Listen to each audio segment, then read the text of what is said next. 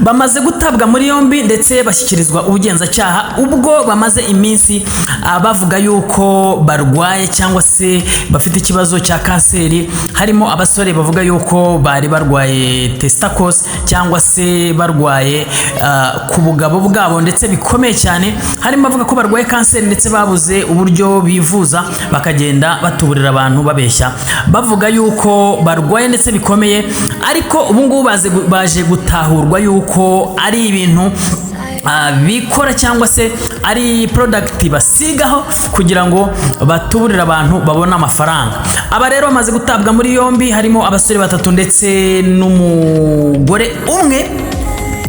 Aha ni ku itariki 17 z'ukwezi kwa munani umwaka wa 2026 mu karere ka Huye mu murenge wa Tumba mu kagari ka Matyazo mu mudugudu wa Rurenda.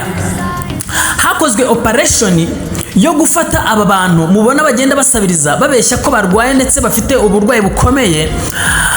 Nibyo ngiye kugusobanurira, nkwereke product bakoreshaga, nkwereke amayeri yose bakoreshaga, nkwereke n'ababakoreshaga ababosi babo, nkwereke aho bagendaga bakorera ndetse mu masoko bagendaga bagendamo bakora ibi bintu, ndetse nkwereka tekinike zose bakoreshaga kugira ngo babone amafaranga n'uburyo aba bantu bagiye bafatwa ndetse n'abakoreshaga n'ibikoresho bakoreshaga. Ibi byose nibigiye kugusobanurira muri iki kiganiro, ndetse ngenda nguha inkuru, amakuru yose agendanye n'aba batubuzi.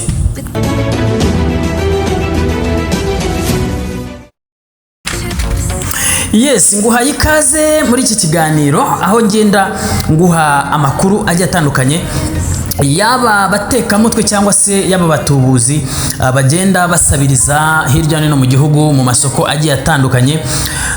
Reka mbere yuko ninjira muri iyi nkuru, reka mbanze nkwibutse wowe utarakora subscribe kuri channel yacu, ukande ijambo subscribe, ukande like ndetse usharing ibiganiro byacu kuri benshi.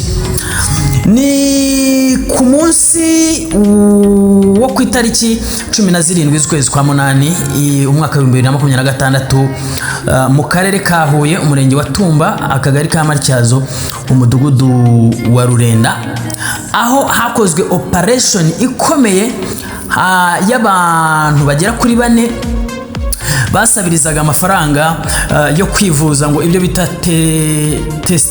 testicles cyangwa se testicle, bavuga yuko baba barwaye bikomeye ku bugabo bwabo. Abasore bagera muri 4 harimo uwitwa Zirimwabagabo Didier w'imyaka 23 uturuka mu karere ka Nyanza umurenge wa Cyabakami akagari ka Kadaho umurenge Bamwe umudugudu wa Gitega.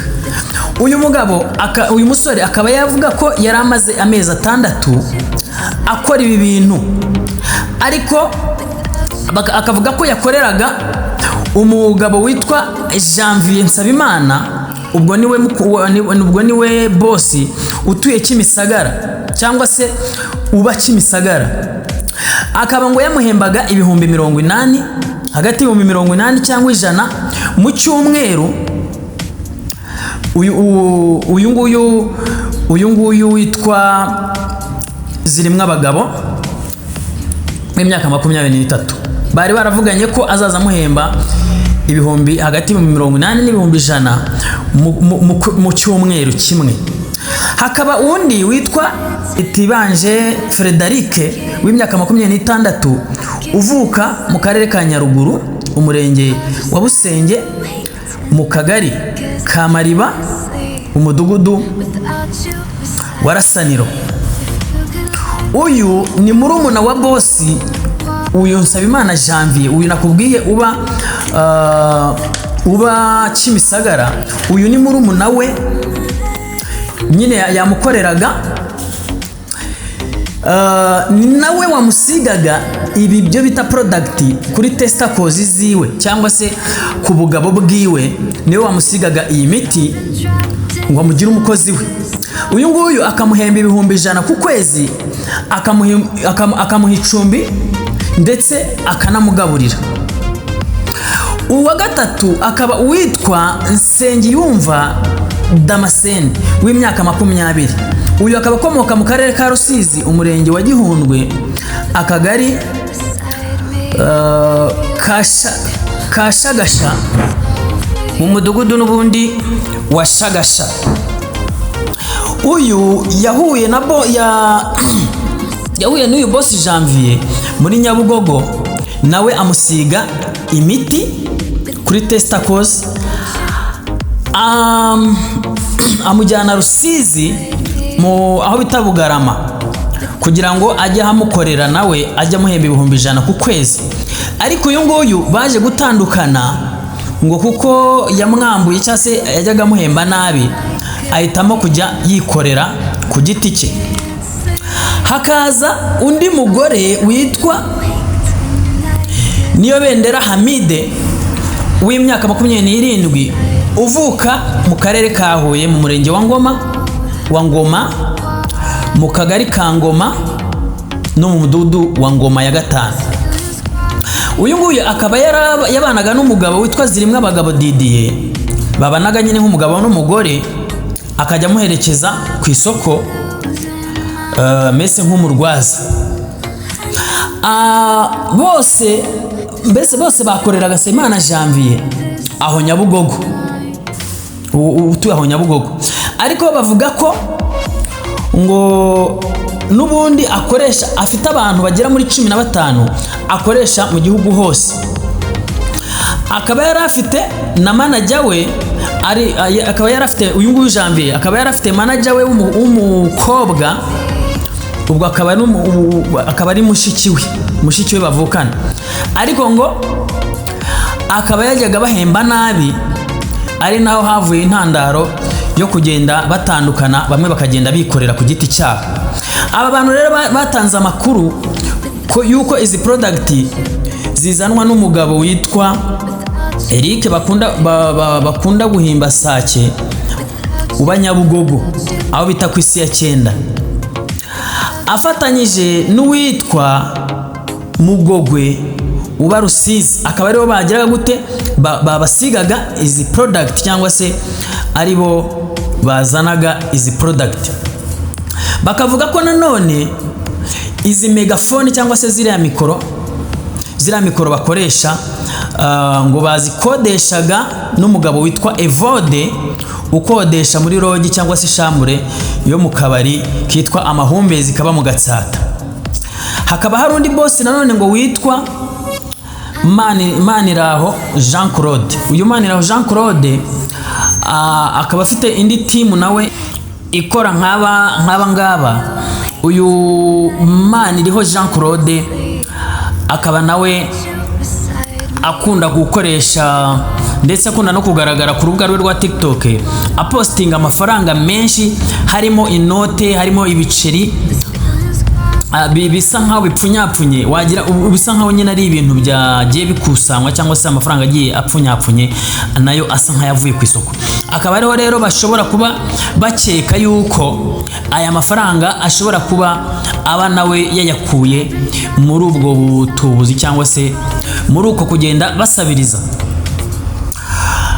Hakaba rero hari umuhungu umwe cyangwa se umusore umwe nawe baba barahaye akazi cyangwa se barangaje gukora aka kazi, hanyuma we akaza kubona ibi bintu atabivamo cyangwa se atabishobora, aza kubakatira. Yagiye ahishura tekinike bano bagabo bagenda bakoresha cyangwa se uburyo bakora ibi bintu. Yavuze yuko ngo bashyushya icyuma cyangwa se bashyushya ifoke, hanyuma ngo akaba yakwikoza ku bugabo bwe, agasa nk'uwitwikaho gatoya. Ariko ngo yarangiza abafite amavuta y'imodoka, ya mavuta y'imodoka asa nkaho atukuramo, ngo bakavanga na salisa, hanyuma bagasiga ku bugabo bwabo, bagashyiraho ibipfuko, hanyuma bakagenda basabiriza. Nuko rero iyo hamaze gushyuha cyangwa se kwakunda akazuba kagenda gakubitaho, ngo nibwo ubugabo bwabo bugenda bunyenya cyangwa se buninda, hanyuma hakaba hari utuntu dushobora kugenda dutakara, bakavuga yuko wenda ari igisebe kirimo kiragenda kiva cyangwa se kigenda kininda amashyira. Bavuga ko kandi izi megafone cyangwa se ziriya mikro bagenda bavugiramo, bagenda nyine bazikodesha kuri uwo mugabo, hanyuma uwo mugabo nabavuze haruguru, hanyuma akaba ari nawe nyine yakira ayo mafaranga. Hanyuma noneho dusoza iyi nkuru cyangwa se dusoza iki kiganiro, abantu bamaze gufatwa, bamaze gufungirwa kuri sitasiyo ya Ribu yaho ngaho Ingoma, hano ni mu murenge wa hamwe muri Huye, mu karere ka Huye. Baracyakomeza gushakisha n'abandi bose. Muri operation yakozwe, bigaragara ko bagiye bagenzura cyangwa se baje kugenda bamenya ko aba bantu bagenda bateka imitwe. Murumva ko tugenda tubona muri Nyabugogo ndetse no mu yandi masoko agiye atandukanye, muri gare zigiye zitandukanye mu gihugu, hagenda harimo abantu benshi basabiriza, harimo abavuga ko barwaye kanseri, harimo abagendana amasonde, harimo ndetse hari n'amashyirahamwe cyangwa se hari n'amasosiyete, hari n'amakoperative cyangwa amagurupe agenda asabira abantu ubufasha. Ibi bintu rero ni ukugenda mushishoza ndetse mwitonda ku gutanga amafaranga, ndetse tugenzura yuko aba bantu ibintu koko bari gukora ari byo, niba koko aba bantu barwaye cyangwa se niba izi groupe zisabira abantu amafaranga mu bitaro koko hari abarwayi baba barimo barasabira aya mafaranga. Kubera ko muri iki gihe abatekamutwe basigaye barabaye benshi ku rwego rwo hejuru, ku buryo udacunze neza rwose bashobora kugucucura cyangwa se bakagukuramo amafaranga y'ubusa. Reka ngushimire wowe by'umwihariko wowe wamaze gukanda subscribe kuri channel, nkubwira ngo nawe utarakandaho ukandeho. Mwebwe mwamaze gukanda subscribe rwose muri abantu b'ingenzi cyane. Reka mbararikire ikiganiro ndetse n'amakuru tugenda tubagezaho umunsi ku munsi, babwira ngo naho mu kanya tubagezaho izindi nkuru. Ibyacu nakagaruka. Njyewe ndi Brown T, izi ni Inguni Zose TV. Ciao ciao.